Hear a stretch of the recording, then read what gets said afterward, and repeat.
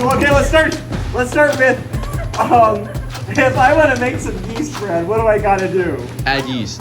Okay, there's adding yeast. You add yeast to the water. You add yeast to the water. So we're gonna proof our yeast. We're gonna wake up the yeast. A while back they used to have to dissolve the yeast. Now when we're proofing it, we're just checking to make sure it's still alive, because when we get these big giant things of yeast, and they're not good forever. So we want to make sure that it's alive before we put in all of our ingredients and go, hey, why isn't it rising? Right? Okay, so in the straight dough method, we basically put in our flour, we put in all of our yeast, we put in all the ingredients all together. We knead it for a while, turn it out, knock out the air, shape it, bake it, right? That's straight dough. The modified straight dough is when we're adding fat or sugar or something like that. And this roll recipe, go ahead and grab one of the roll recipes, is a modified straight dough. It's because it's an enriched dough. And an enriched dough is got sugar and fat, right? Which means it's going to rise slightly differently. It's going to come together slightly differently. Here you go. Grab a copy. Grab a couple copies for the phone video crew. Just so they have a copy for later on. Take a second, please look over it. Y'all are so tough. I love you so much. Take a second to look over the recipe. That's really important. While you're doing that, I'm just going to make sure the area is sanitized. Read it first line to last line. Not just the ingredients, but the instructions, please.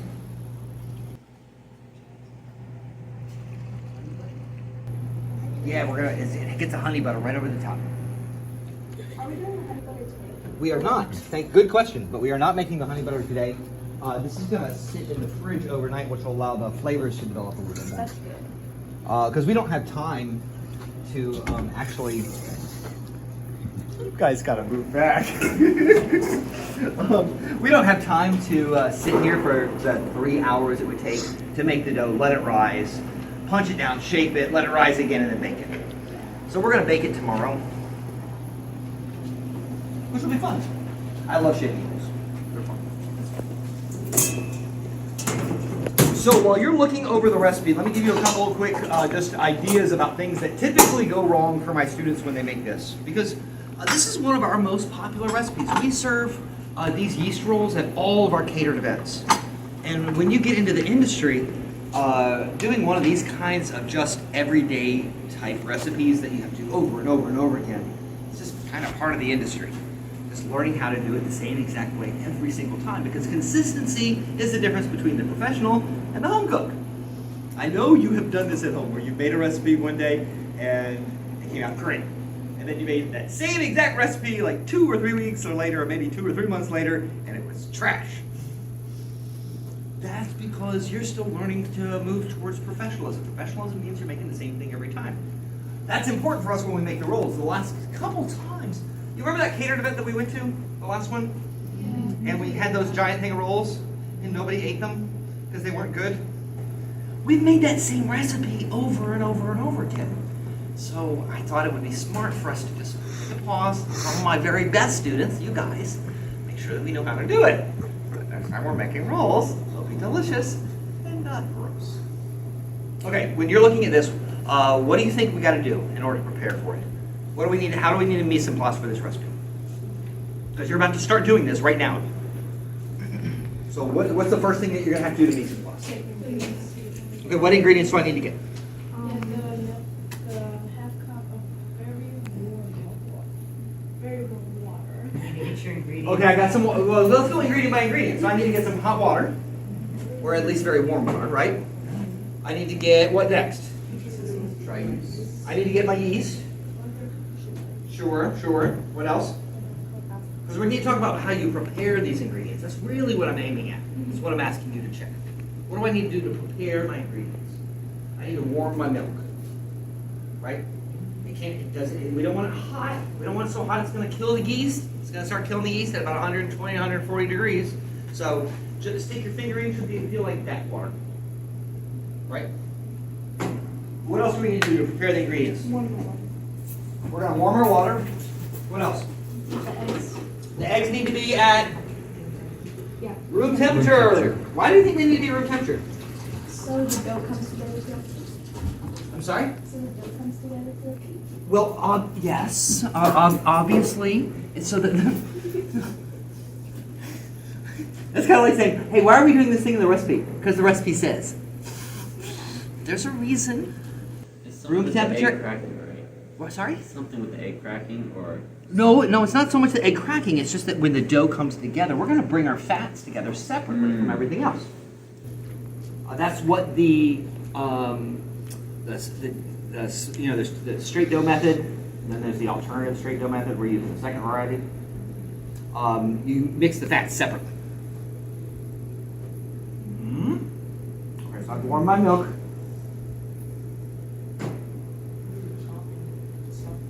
Oh, I need to soften my butter. What a great idea! Thank you.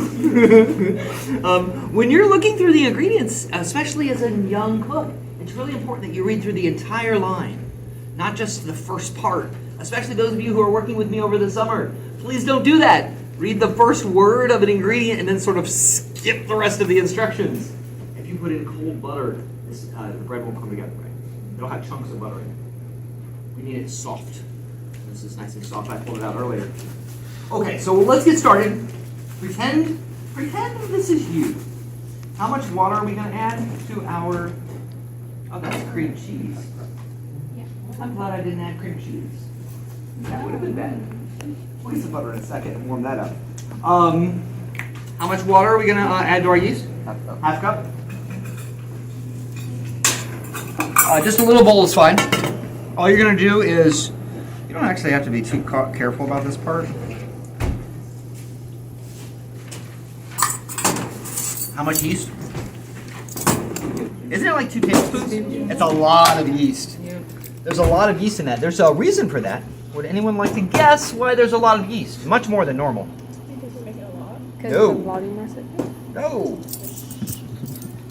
No. Because the butter and sugar, the butter and the fat that we're putting into this recipe, the eggs and the butter, are really going to make it hard for it to rise. It's going to slow down the rising. We need the additional yeast to kind of help it to move past all that stuff that normally wouldn't be present in bread. All you do is just add that. You're going to add a little bit of sugar and then stir it around a little bit. You'll notice when you stir it around, look. See how it's it kind of gets. You guys. It's nothing for the camera, it's for them. When you're stirring it around, you want to make sure you just kind of get it all in there. It kind of lumps up like that. It looks a little bit like really old oatmeal. Why do we add sugar? So yeast has something to sneak. Yeah, so the yeast has something to eat. We don't have to add a whole lot of sugar, right? Yeah, Just like a quarter teaspoon. It's just a little pinch. Remember, when you're getting sugar, to use the scoop it into a container. Don't dig your spoon or whatever you're using down into the container. That's disgusting and cross-contamination. Cross-contamination. Very, very bad. Here's how I know you guys are well trained. I say don't do something and someone will always say, "'Cause Serve Safe says." No, we're not gonna do it because it's gross. We're giving our yeasties a little something to eat. Remember, these are living organisms. They've been freeze-dried.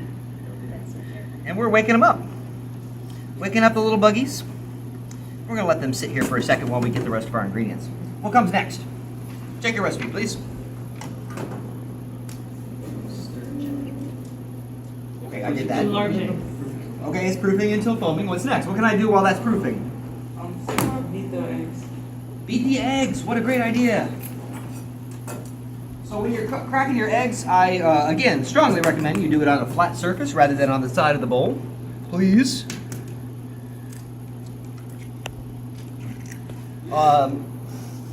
You need to ever bring that trash can over here, please. Somebody took my trash can. Darn though. Sorry? Darn though. Okay.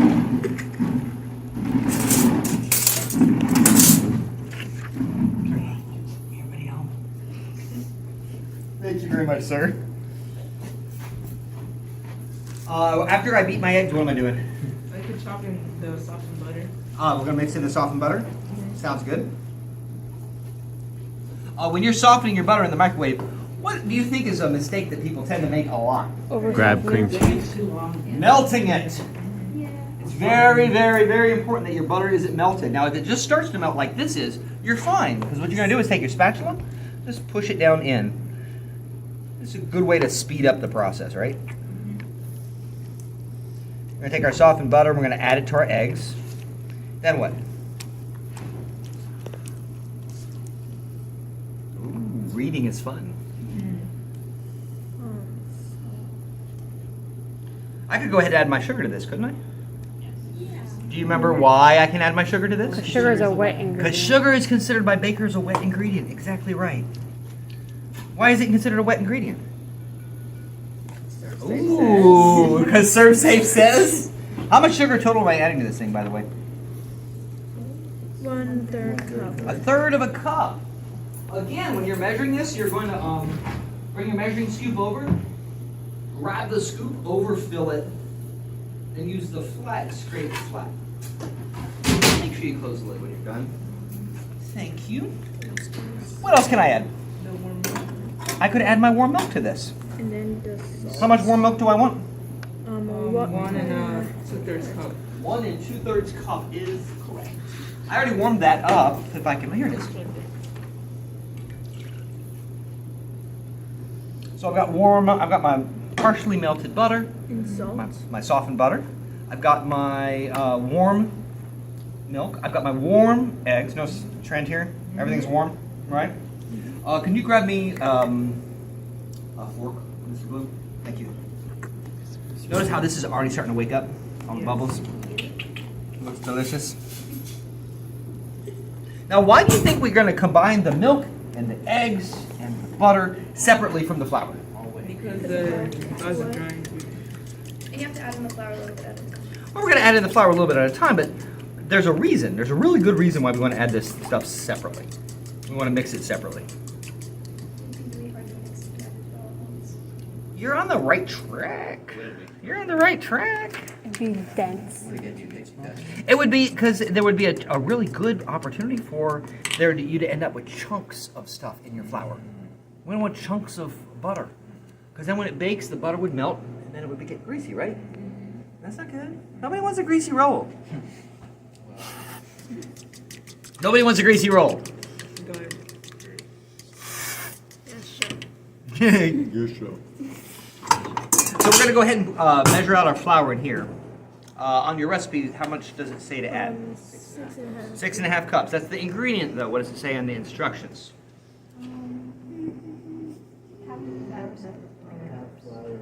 So we're going to add, so if the total needed is 6.5 cups, we're going to add about half that. So we're going to add about 3 cups. And then we're going to get that kneading with this.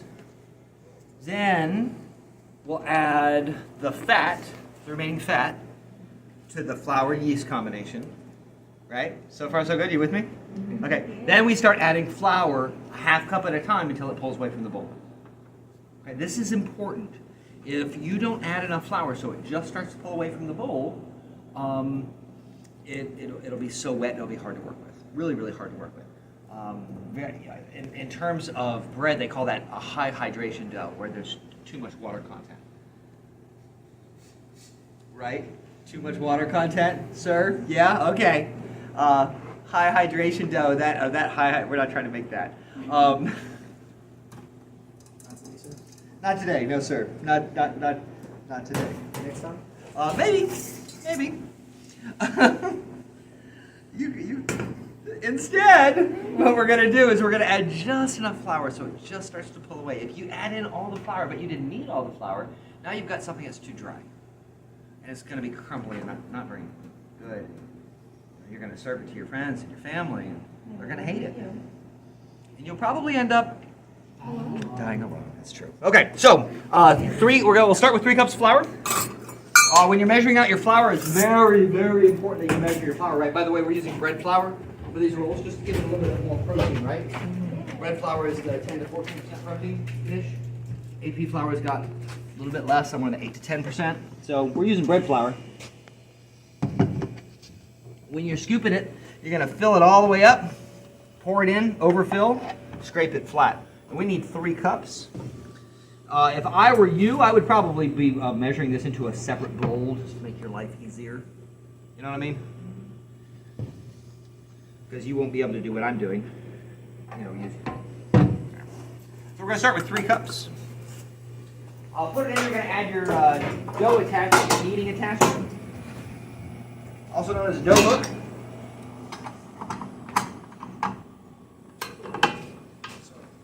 On this particular model, it won't turn on if this isn't down. So we don't break it. Right. Yeah, this is really just to keep your fingers from getting hurt. You'll notice that look how nice. It's all floofy, and fuzzy, and bubbly, and frothy, and delicious looking. Dump it all in all at once. Now we're gonna let this go for just a couple minutes. There is one ingredient that we didn't add. Salt. Salt. What happens if you don't add salt to bread? It's flat. It's gross. And half the time you can't even figure out why it's gross. It just doesn't taste good. It just tastes bland or sometimes flat. Really, really important that you add salt, which, by the way, is over there. Can you grab me some salt, please? There you go. It's in that box on the left-hand corner. Yep, that's it. You're perfect. How much salt do we add? Ooh! 2 tablespoons and 2 teaspoons are very different things. Ladle tea. They are not. So when you're measuring this, I really recommend, especially because our hook kind of got pushed in, and it's kind of hard to measure. Measure directly into one of these little cups, like that. That way you don't make quite as big of a mess.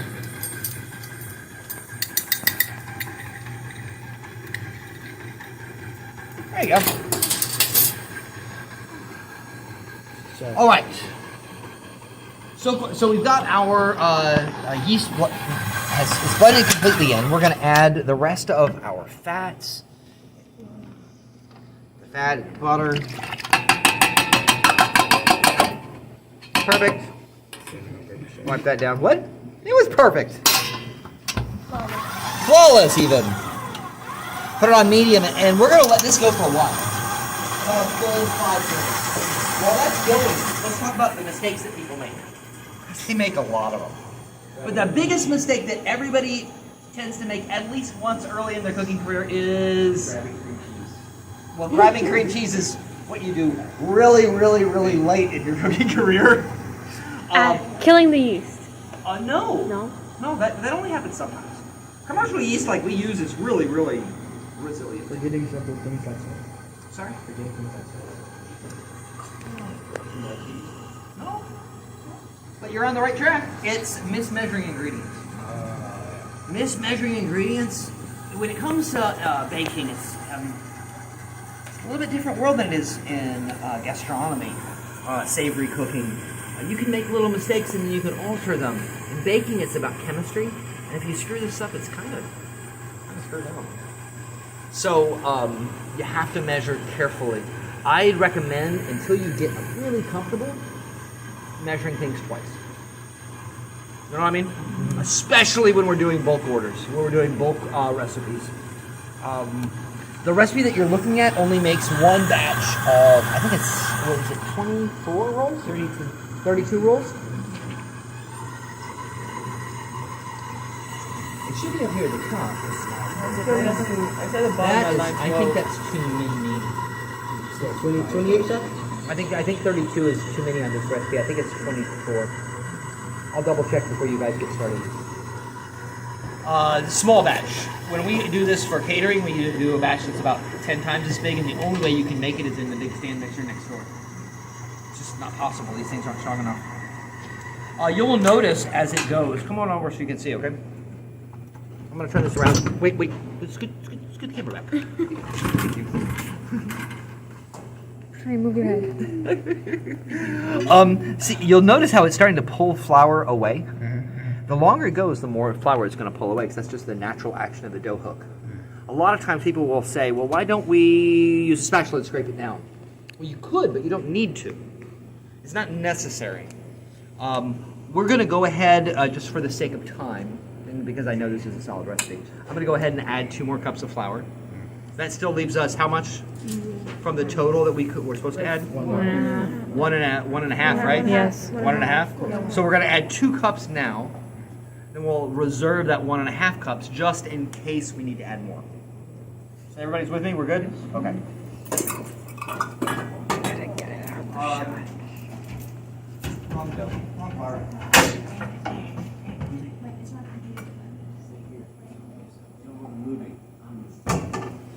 Do you guys know? You're probably way too young. Have any of you ever eaten at Quincy's? It's kind of like Golden Corral. No. Okay, it's an older restaurant. This is from their restaurant. It's the most famous thing that they made. The Quincy's Big Fat Yeast Rolls. They were so popular back in the early 90s that they actually had yeast roll stuffed animals. Is that what they call it? It's not really a stuffed animal, but it's like a little toy. It was like a stuffed roll, like a little plushy roll. And people would go, "There's my little big." They had commercials. He was a singing character on their commercials. Type shit. All right. So I want you to see this because this is the point where you have to pay close attention. We want to see it pull away, the dough to completely pull away from the sides, only sticking on the bottom. It'll still be stuck on the bottom, and that's okay. That's how you'll know when you're done, by the way. When it pulls away from the sides, it looks nice and smooth and elastic as the glutes develop, but it's still sticking a little on the bottom. That's okay. It should still stick on the bottom. Why? When I say the gluten develops, what does that mean? Think back. I guess for you guys, this would be the beginning of the school year. Gluten. How does it develop? Oh, we can't do it in scientific terms. Don't do scientific terms. Do your best. The gluten gland, the gluten Better. molecule. Okay, you're kind of in this. You're in the right ballpark anyway. Okay, so gluten. Look this way. Gluten is like when it starts off. Inside, gluten is in flour, right? There's 2 proteins. There's glutenin and gliadin. When it gets wet, when flour gets wet, those 2 proteins sort of relax and they become gluten. And the strands are like this. They're kind of waving around. As the gluten develops, as it's kneading, the strands start to interact like that. Like they form like a net, which is when the yeast, which creates CO2, right? CO2, flavor compounds, and CO2, flavor compounds, and what's the third thing it makes? Come on, you know this. It doesn't make bread. It's in bread. Alcohol. Oh yeah. You remember? It's alcohol, CO2, and flavor compounds. That's what yeast creates as it. Oh my goodness.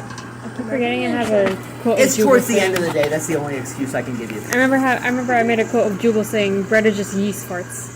Well, that's not a terrible way to think about it. It is a little bit like yeast farts. All right. So what we got going on right now is it hasn't started coming together yet. We're on. This is cup number 6, right? We're on cup number 6. I told you the biggest mistake people make is not measuring correctly. The second biggest mistake people make, not being patient. You gotta be patient. It comes together when it comes together. You can't like set a timer and go, the bread's done now. It's a living thing. It's made from a living organism. So what's much more important than following the instructions is the doneness indicator. So for bread, our doneness indicator is, Chef Rihanna taught you this one in December. It's called a test. The window pane test. Give them both extra credit. Both of you. I'm not actually going to give you extra credit. The window pane test is when you take a small amount and you stretch it, and it stays together, but you can almost see through it. That's how well the gluten is developed, right? So that chain of proteins that have gotten long and stringy, they can catch air as the yeast ferments. They're so long and stringy, so elastic, you can stretch them out, and they still hold together. It's awesome. By the way, this is starting to look really nice. At this point, can you guys see over there? Come on closer so you can see, okay? This is important because this is a doneness indicator. I want you to be able to see it. At this point, this dough would be called, a baker would say this dough is shaggy. Because it starts kind of, see how it sort of tears over the top? This would be called shaggy by a baker. We need to get to a place where it's smooth and starting to be elastic. So we still have another cup and a half of flour we can add. I'm going to go ahead and add one more cup. I don't know if we'll need to add the last half a cup, but if we get to the last half cup and it's still not smooth, elastic, and pulling away from the bowl, what do you do? Add more. No, if you add all the flour, and it's still not smooth and elastic and pulling away from the sides of the bowl, you might need to add more flour. I will give you extra credit. No, why? Possibly. Absolutely, 100%. What's another reason? Overhydrated. Sorry? It's overhydrated. Well, that's mismeasuring, right? Well, yeah. No, there's a reason. No, sir. It has to do with humidity. It's too humid. Different times of day, different places, different buildings even have different humidity, which means that this flour, it looks completely dry, but it's not. Right? Yeah. It's not. It has humidity inside of it. It's got moisture inside of it.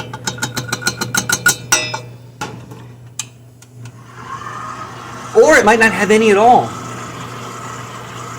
It might be really, really, really, really super dry.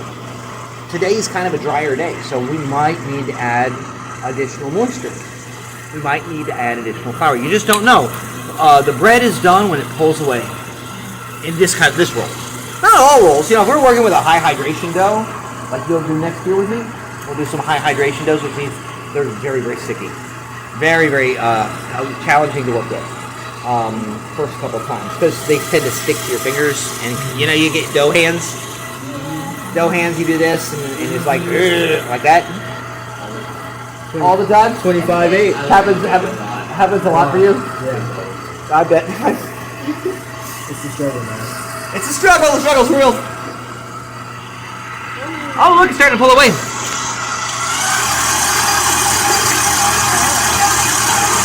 All right, so, can you guys see okay? Here, hold on, let me turn it this way so you can see better.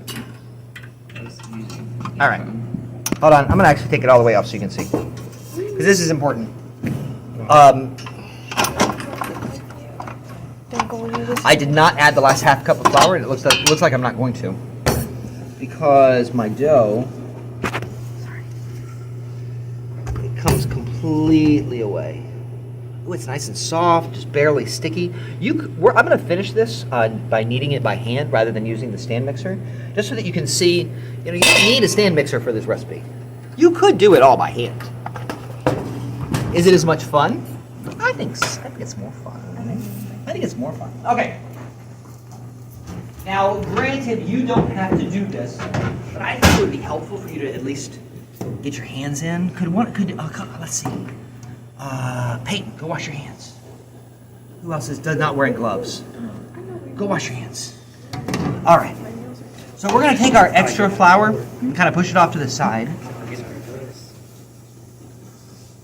So we're going to need that. Haha. I see what you did there. We're going to need it. Yes, we're going to need it. Uncle Big's back at it again. Mm-hmm.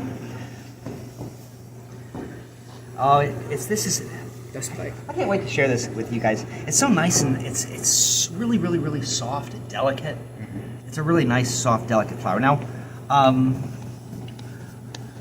on over. Hey, Daddy. Okay, let me cut this in half so that you can. Where's my bowl scraper? No, I brought one with me. It was right there, Chef. Ah, thank you. Oh, I was playing with the phone. All right, I got 2 volunteers. Volunteer number 1. Peyton was forced. Well, no, volunteered. Volunteer. Oh, yeah. Okay, I'm going to show you, and then so that you guys can be able to do this. It's really better to finish it by hand, I think.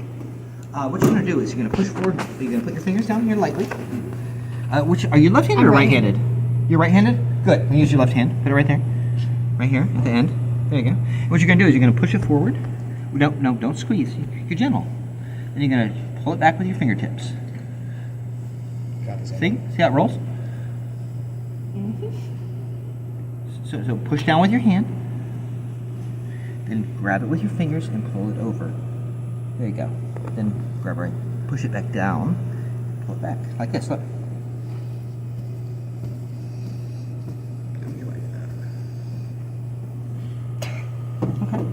Okay.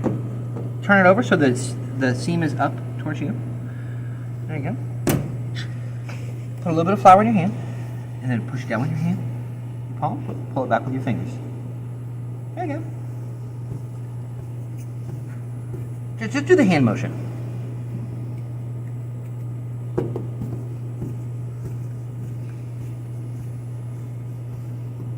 Are you actually trying to roll it?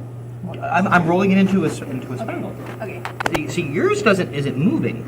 Yeah. So look, watch. Push down with your palm and up with your fingers. Wait, then spread your hand out. First, roll up your sleeve, because you're getting your sleeve in your food. Yeah. And that's no good. No bueno. Show her how it's done. Okay, you're gonna go down with your hand and up. Look, I'm going super slow-mo. Yep.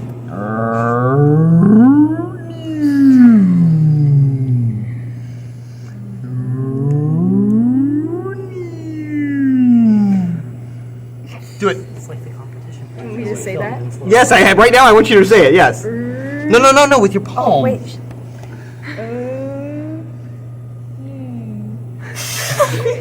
Good enough. Keep going. Now, right here with your palm.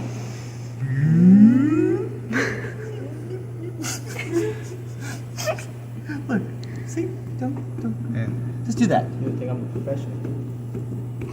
Your palm, baby. The palm goes in and then back. And you flip it over. Do it again. Palm goes down, fingers. Palm, Other way. fingers. Palm, fingers. Rotate it clockwise. There you go. Palm, fingers. Palm, fingers. Okay, I see what you're doing wrong. You're not pushing down enough. Roll up your sleeves some. Because it's like roll it up. Like, yeah, there you go. Okay. Now, wait. Like Mr. Bloom's. There you go. Now let's watch Peyton. Palm, Peyton. There you go. Palm. Fingers. Yeah. He's a natural. Oh, look at him. Yeah, and then pull it back a little further. There you go. And then the place where you're pressing next, hold on. Place where so you go palm out and then you pull it back. Where you put your palm next is right there. See, this is this part where you pull it back, yeah. and then you're gonna push here. Okay. There. It's like that. Yeah. There you go. Okay, then, cool. And turn it that way. Palm. Oops. Finger. There you go. It's actually harder than I thought. There you go. You're getting Kinda there. good. You're getting there.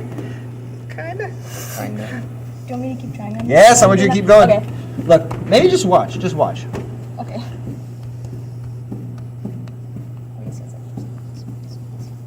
I'm making a hot dog roll. Try. Right? It's a hot dog roll. Now, how do you know when you're done? How do you know when you've kneaded enough? Window. Can you over-knead your dough? Yes. Yes. How long would it take you to over-knead your dough? Not too long. Like 10 hours. Oh. You can over-knead. I've seen you guys knead. You could do it, but it would take you a day. Somebody who's a professional dough maker, they could over-knead their dough, but it would take them like 20 minutes of heavy kneading.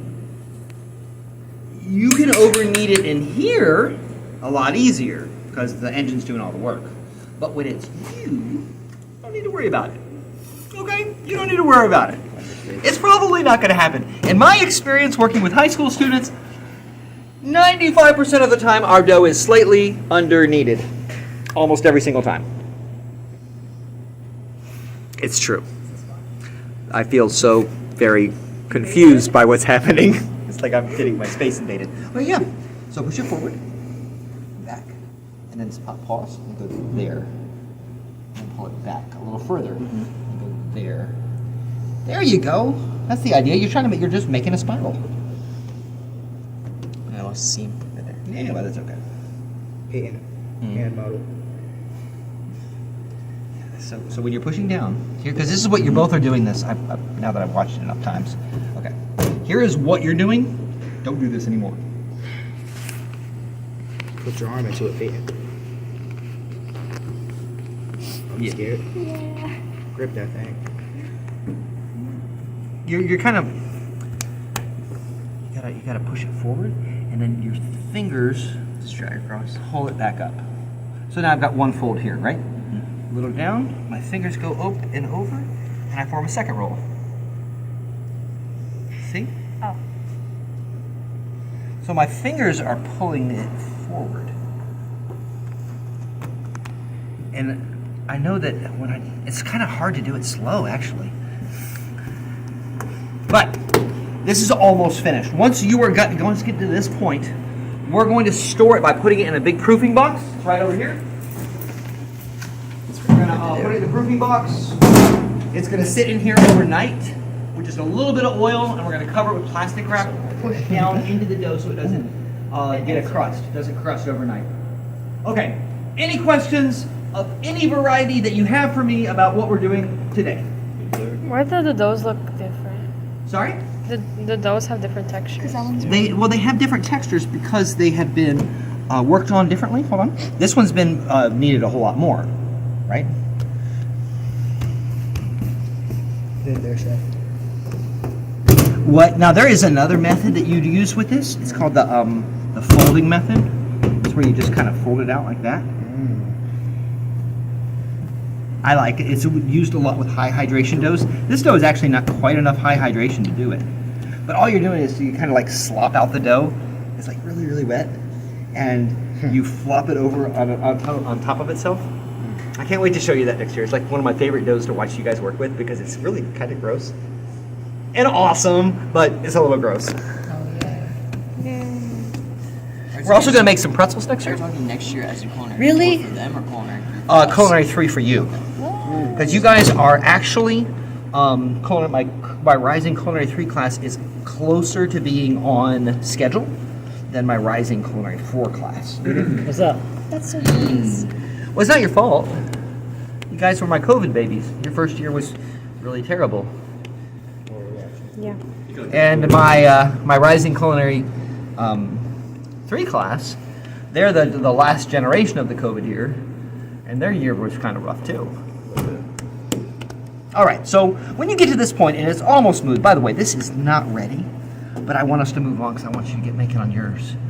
I'm going to actually pop this guy back into the stand mixer so you can get started, and I'll call you over when it looks right. Okay, anybody have any questions about what you're doing? No. All right, make sure you sanitize your tables before you get started. We're going to be doing this in teams of 3. Each one of you need to make the recipe times 2. Okay? Teams of 3 teams, multiply the recipe by 2 for each team. That'll give us a total of 6 recipes. 6 recipes times 24 rolls a recipe means we'll have slightly more than we need for Chief Brillant's retirement. All right. We get our own? Yeah, we're going to eat some.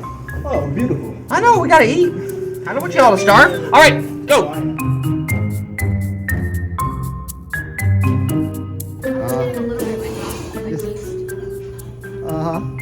Hey, I'll What? come back. I'll come back. I'll Okay, come back. I believe you. This is just for the pinch. Oh, okay. Yeah. Okay. Let's go check in on the kiddos. Ta-da-dum. This is a completely empty table. Look at these guys mise en placing so pretty. So nice except for the butter, but everything else is great. Yay. Yeah, I believe you. Yeah. Where? Hold on. Go get a different one. How many men does it take to learn how to use a This one's mixer? broken. I'm telling him to go get another one. How's it broken? The locking thing's broken. No, it's not. Yes, it is. No, it's not. Yes, it is. You want me to fix it in 3 seconds? There's no timestamp. So, you were just explaining to me how it was broken and it wouldn't possibly work, right? Yeah. Okay, and didn't say it wouldn't how work. long, no, actually, wait, yeah, I hold did on. see you. Hold on, how long did it take me to fix it? A couple minutes. Minutes? Couple minutes, right? Couple minutes. You are telling lies. We learned from you. We learned from you. Also known as 5 seconds. Give or take. Y'all are terrible. Hold on. You did not learn from, well, you did learn from me how to be amazing How to be amazing. and not ever tell lies. You got that on video? I did. It's gonna. Hey, look, there they are. Hey I've guys. known him since freshman year. He lies. I do not. He lies a I do not. I only tell the truth. How are we going here? How long has it been going? How long has it gone for? She's pulling out her phone in the kitchen. Well, I just need to know how long it's been going. You need to know how long it's been going, right? 15 minutes. It's supposed to be 5. Then you start adding more flour. You can tell this by looking at it. You're gonna need to add a lot of flour, right? So you're gonna add it by a whole cup at a time. Let's go check on these guys. All right, kiddos. Mr. Back Table. Ooh, we need to wipe down our table. Can somebody grab a washcloth and wipe down that table? I'm not crazy about how it looks. How we looking, guys? Ooh, you might not have to add that much more flour. And half cups. I don't know if you'll need to add any. We'll check. What are you doing? What? So, you're trying to like what? Help it along? Speed up the process. Oh, okay. All right. Thank you very much, sir. I appreciate that wipe down. Appreciate it. How are we doing over there, ladies? Good. How much more flour do you think? You could go a little slower on that, please. Turn that speed down. There you go. You want it at like 2? Patience. Maybe 3? Gotta have patience, my own grandma. Yes. We're not trying to kill it. Bro, this shit is a lot. Let's get a washcloth and wipe that down. That looks pretty. Oh yes, you'll definitely need more flour. You'll definitely need more flour. You're still kind of sloppy wet. So, what if this was a straight dough method? How would it be different? Yeah. I'm gonna be really honest. I don't know. All right, if this was, hey gentlemen, we'll ask the boys. It's boys against the girls. If this was a straight dough method, how would it be different than the way you just made it? Oh, the difference between the straight dough and what we made now is It's something with the fat. it's because of the fat in the sugar creates a chemical reaction with the gluten that comes together like this. Kind of, sorta. Okay, if this had been the straight dough method, how would it have come together differently? That's what I'm asking. It would have been straighter. I don't know what you're trying to say. It's a little curvy with paste. It's more curvy? You have the mic. Oh yeah, there you go. Oh yeah. Oh wow, passing it off. That's just not right. Remember straight dough method, everything goes in at the same time? Everything goes in at the same time. Yeah, we said that first. So we wouldn't have done it separately, we wouldn't have added everything separately, we would have just put everything in the pot and press go. Right? Oh, you didn't want to embarrass the girls. That makes good sense. I see. Yeah. I think they are looking up the answer. Hey, there is a third way of putting together dough. Do you know what it is? Magic. Okay, so we got the straight dough method. Then we got the alternative straight dough method. This is, there's the third way to bring together a yeast dough. It is a wet dough method, but what is it? What is it called? Hey, if you're wiping off your counter, but you're not using a washcloth, you're using a... You're not using a washcloth.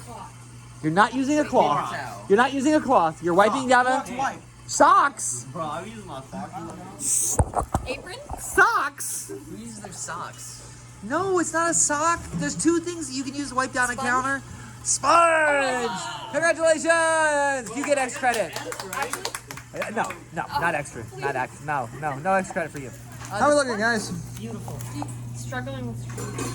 You're struggling with the strainer? Yeah, it's beating me. But you're doing great. You're doing great. There you go.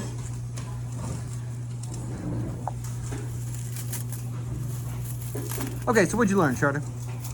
I learned to actually remember to put salt. Oh, remembering ingredients is fun. Why is that the number 1 mistake people make? Because What is it? Number 1 mistake people make, Peyton?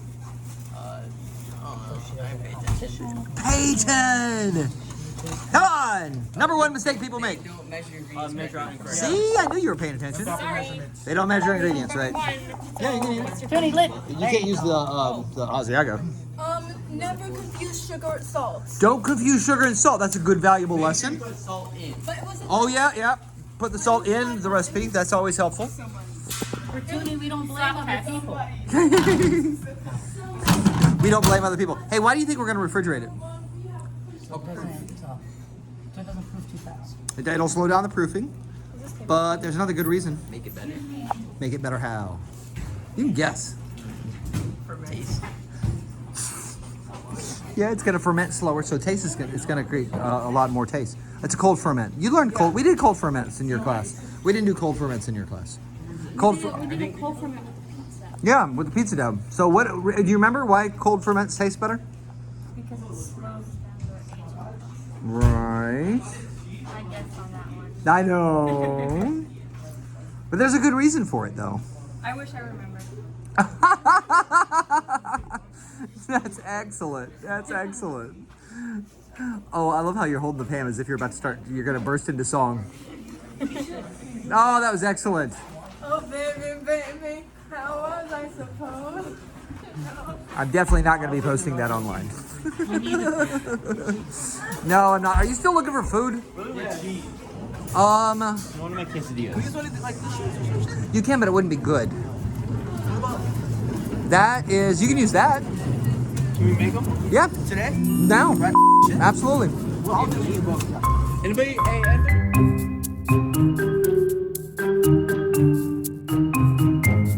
Sheets of parchment paper. So just line up the edges.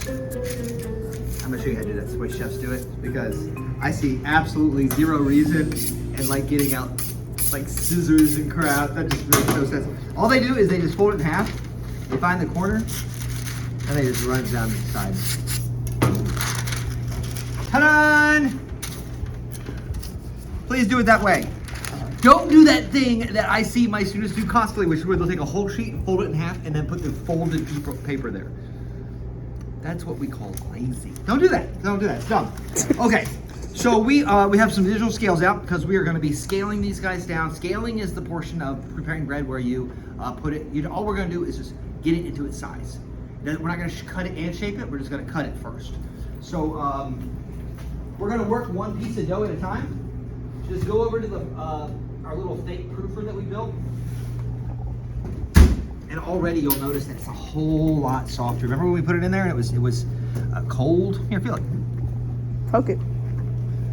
See it's how nice and soft now? Yay! It's good. Good. Okay.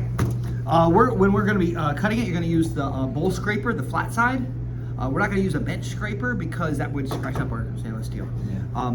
And it's real easy. It's going to be about that much. That's 1.7. We're going for 2. Perfect. Just knock it over there.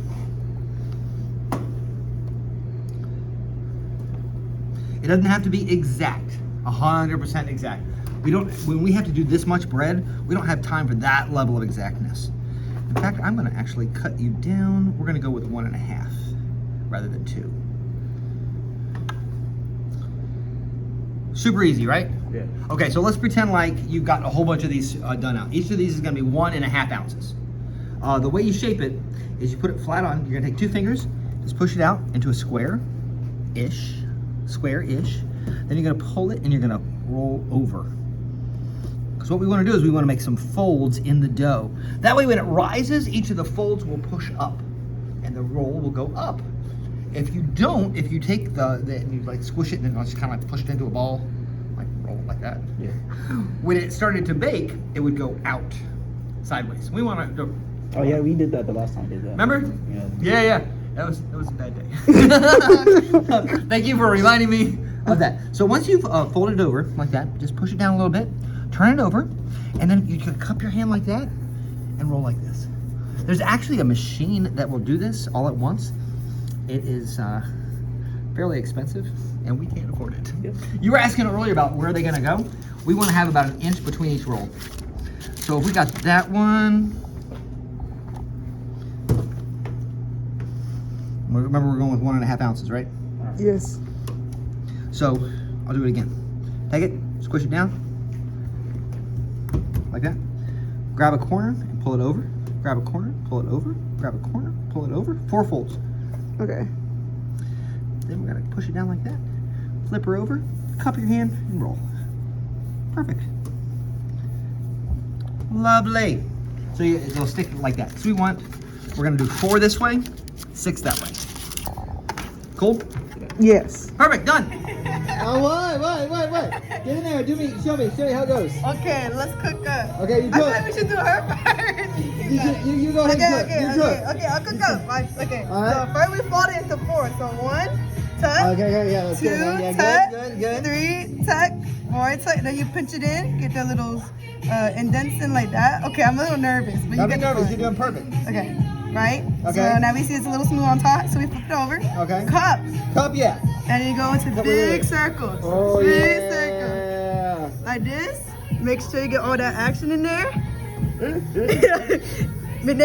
it going? Oh, It's going off the table? And then you got a little roll, but that's not ready yet. So Oh, it's almost there. it's over there. It's almost there. Cup your hand a little bit more. Like that. Yeah, cup your hand a little bit more. There you go. And then. It's all the shape of the hand, baby. Oh, look at this. You guys have done so much.